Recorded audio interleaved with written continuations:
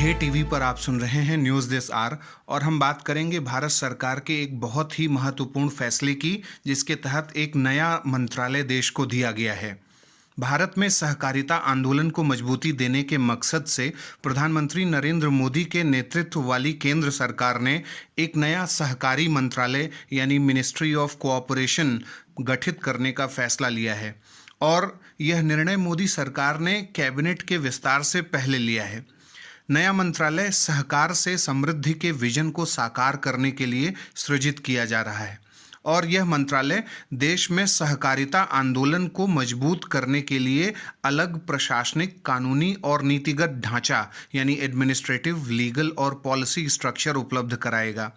केंद्र सरकार के मुताबिक ये मंत्रालय सहकारी समितियों के लिए ईज ऑफ डूइंग बिजनेस की प्रक्रिया को और सरल बनाएगा और बहुराज्यीय सहकारी समितियां यानी मल्टी स्टेट कोऑपरेटिव्स के विकास में मदद करेगा।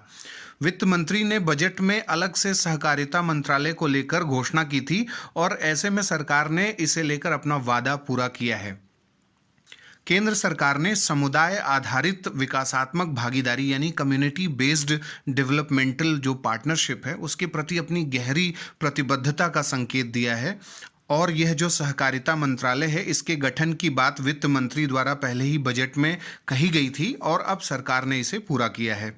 देश में सहकारिता को सामाजिक, आर्थिक न्याय, सुशासन, समावेशी विकास के लिए बहुत महत्वपूर्ण माना गया है और देश में जितनी भी सहकारी समितियां या सहकारी संस्थाएं काम करती हैं उन सब के बेहतर प्रशासन, उन सब का बेहतर नियंत्रण, इन सब की आवश्यकता महसूस होती रही है और इसीलिए भारतीय संविधान के 97वें संविधान संशोधन अधिनियम 2011 द्वारा अनुच्छेद 19 में भाग ग जोड़ा गया था और भारत के सभी नागरिकों को संगम या संघ यानी जो राइट टू फॉर्म एसोसिएशन है उसके साथ साथ कोऑपरेटिव सोसाइटीज यानी सहकारी समितियां बनाने का मूल अधिकार दिया गया था। संविधान के अनुच्छेद 43B में राज्य सहकारी समिति के ऐच्छिक गठन यानी जो वॉलंटरी फॉर्मेशन है, स्वायत्त कार्यवाही यानी कि ऑटोनमस फंक्शनिंग, लोकतांत्रिक नियंत्रण यानी डेमोक्रेटिक कंट्रोल और व्यावसायिक प्रबंधन यानी जो एक प्रोफेशनल मैनेजमेंट है उसमें वृद्धि करने के लिए राज्य सरकार के लिए नीति निदेशक तत्व के रूप में इसे निर्धारित किया गया।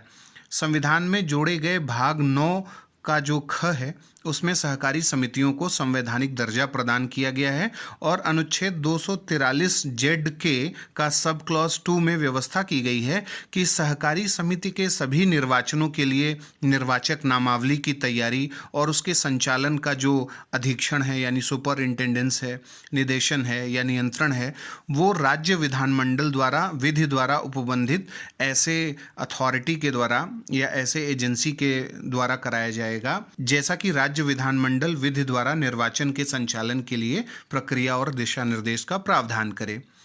अब हम बात करते हैं आज के सवाल की। भारतीय संविधान के किस संवैधानिक संशोधन अधिनियम के तहत सहकारी समितियों के गठन के अधिकार को मूल अधिकार घोषित किया गया?